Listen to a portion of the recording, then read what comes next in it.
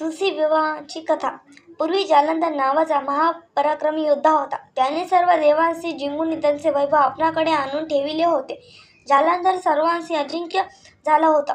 त्याचे मुख्य कारण त्याची स्त्री वृंदा ही महापतिव्रता होती हे होय.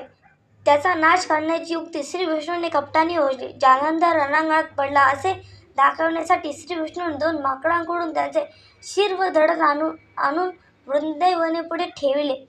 ते पाहताच ती शोक करू लागली. इतक्यात एक साधूने संजीवनी मंत्राने जालंधराचा वेश घेतला. त्या विष्णूचा उठविले. तो जिवंत झाला. पाहता ते मोठे आनंदाने त्याला आलिंगन दिले. काही दिवस श्री विष्णू तिच्या घरी राहिले.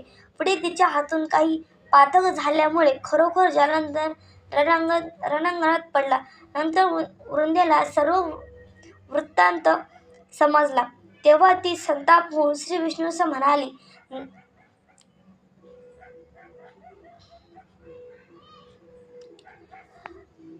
नंतर तिने अग्नी काष्ठाने भक्षण केले. कपटेने महापतिव्रतेत छळ केल्यामुळे श्री विष्णूस वाईट वाटले व तो वेड्यासारखे तिच्या जवळ बसला. पुढे पार्वतीने त्या चितेजवळ तुळशीचे, आवळ्याचे व जाईची वेल असे 3 प्रकारचे झाडे निर्माण केली. त्यात तुळस ही वृंदेप्रमाणे आहे असे मानून त्याला प्रिय झाली. पुढे